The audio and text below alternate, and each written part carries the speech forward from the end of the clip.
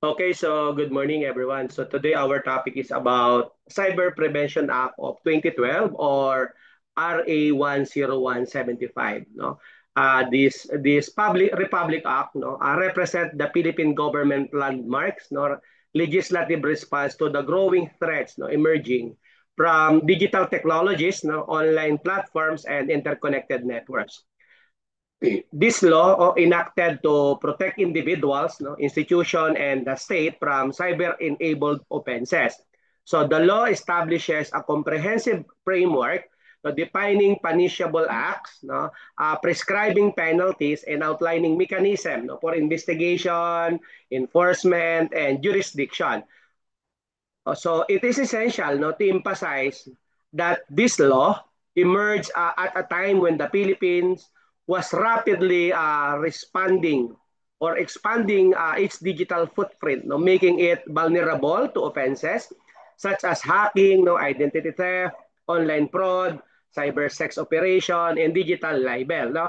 So this RA 10175 serves not only as a deterrent but also an important policy foundation for strengthening national cybersecurity, safeguarding personal data and online transaction, and regulating digital conduct in the interest of public order and national security.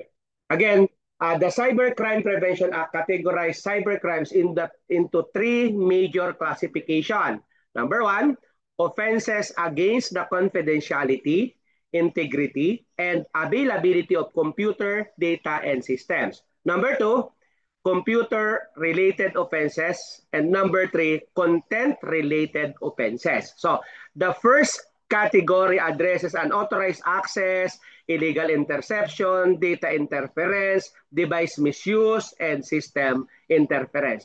These offenses threaten critical infrastructures, business continuity, and government platforms, making them central concerns in cyber security operations.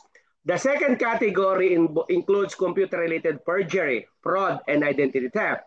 The crimes that directly affect individual and institutions through manipulations of data and digital transaction. As the Philippines experiences rapid growth in e-commerce, digital banking, and online government services, these offenses pose significant risk to economic stability and, of course, the public trust. No?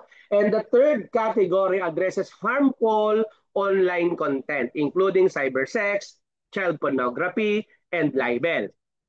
Although digital libel has sparked extensive debate about free expression and press freedom, the Supreme Court has upheld its constitutionally or constitutionality, no, which or with clarifications on its scope and limitations.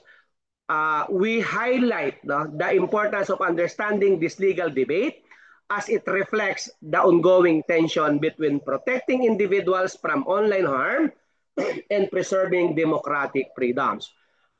RA 10175 also empowers law enforcement through provision on real-time traffic data collection, prevention, and disclosure of computer data and international cooperation, recognizing that cybercrimes often transcend national borders, and the law also establish cybercrime investigation and coordinating center to lead policy coordination, capacity building, and national cybersecurity initiative. However, uh,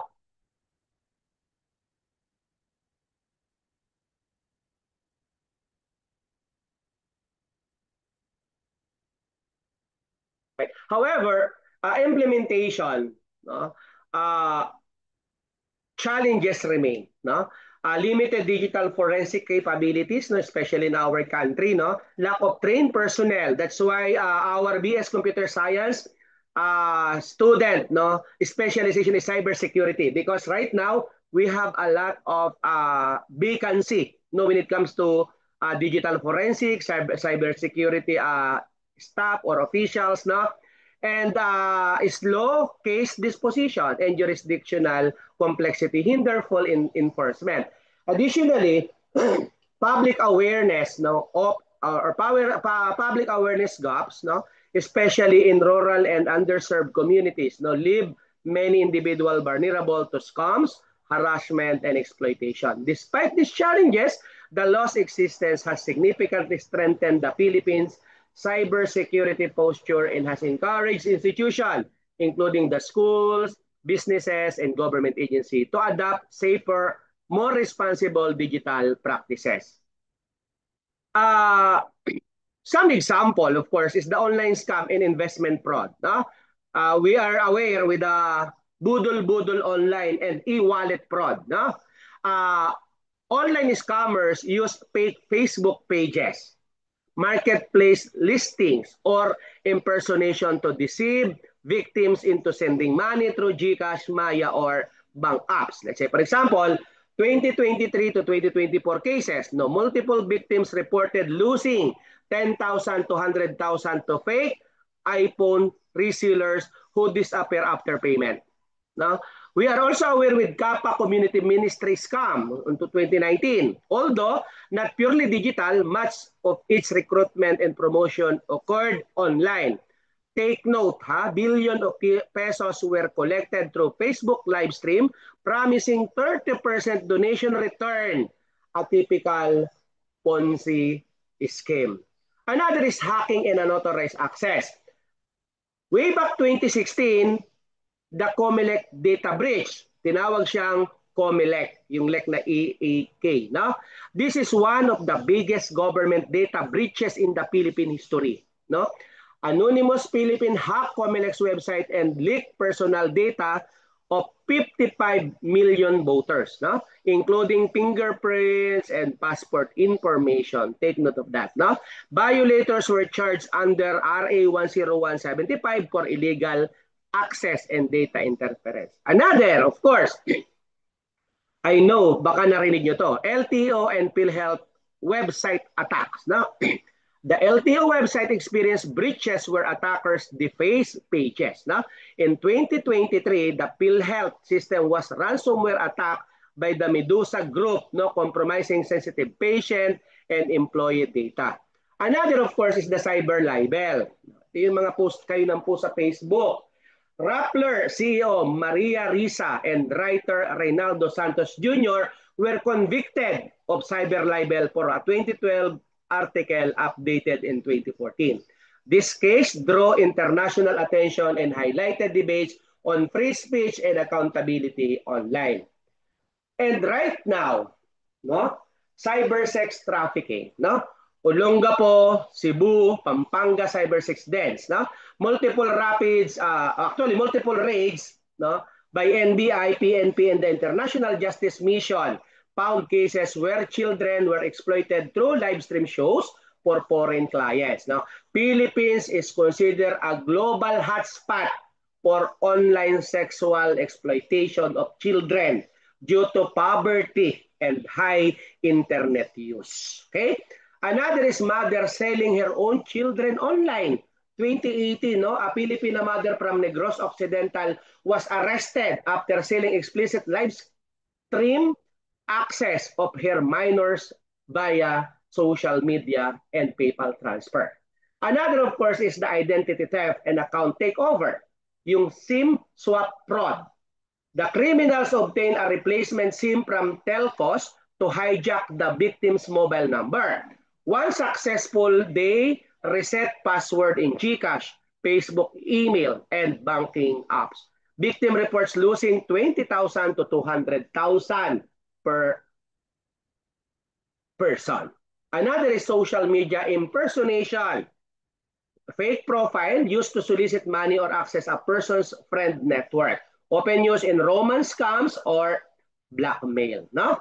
Another, of course, is the online bashing, harassment, and sextortion. Sextortion by foreign and local syndicates. So victims, often young men, are tricked into intimate video calls recorded secretly, then blackmailed. No? Victims report up to 50,000 payments to stop the release of videos. Online harassment of celebrities and minors. No? Fake nude images using AI deepfakes. No? Marunong ba kayo niyan ng mag-deepfakes, AI deepfakes? Papalitan niyo yung mukha nung nakahubad. No? Huwag niyong gagawin yan. And malicious doxing revealing personal information. Another is ATM scheming in e-commerce fraud. ATM scheming syndicates, nag-start yan ng 2016 up to 2019. Foreign and local groups planted devices that copied card from the ATMs in Metro Manila and Cebu and million of pesos withdrawn abroad using clone cards. No?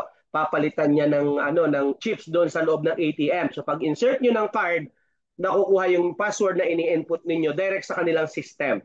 So pwede na nila makuha ang pera kahit sila nasa ibang bansa pag nakuha na nila yung pinaka-username and password ninyo. And marami po ito, fake Shopee, Lazada, delivery scams. No? Ako na biktima ako nito. Victim forces to pay for a cash on delivery package continuing stones, junk, or broken items. No? Binili ko pantalon, dumating sa akin, mga lumang parang pang sagala. No? Mga ganon. Okay? Another is ransom attacks on government and businesses. No? Medusa ransomware, as I mentioned, PhilHealth 2023. Attackers demand, imagine, 300,000 US dollar to stop the release of stolen data. And files were leaked after the government refused to pay. So dahil di binayaran ng government, nag-leak po yung ating PhilHealth information. Another is hospitals, schools, and private companies. Philippine universities and hospitals had been targets of ransomware attacks, disrupting operation and compromising sensitive data. Another is online recruitment for terrorists or criminal activities. Now, ISIS-inspired recruitment via social media. Some extremist groups use Facebook and messaging apps to recruit or radicalize youth, especially in Mindanao. We have, of course, cryptocurrency, and forex scams, Bitcoin investing fraud groups. Many groups advertise guaranteed daily returns on crypto investment. And RA 10175 issues alongside STAFA and securities laws when scammers operate online. So, the Cybercrime or the Cybercrime Prevention Act of 2012 serve as a foundational framework for addressing cyber threats in the Philippines, reflecting the government's recognition of cyberspace as a critical domain for security, economic activity, and social interaction. It defines specific cyber offenses, prescribes appropriate penalties, and empowers law enforcement and regulatory institutions to protect citizens and digital infrastructure. While the law has faced criticism, particularly regarding digital privacy and freedom of expression, it remains a critical tool for responding to online fraud, identify theft, and hacking, cyber sex tracking, and child exploitation. It is important to stress that RA 10175 continues to evolve alongside technological advancement, requiring continuous review, stronger implementation, and widespread public education to ensure that digital spaces remain safe, ethical, and conducive to national development.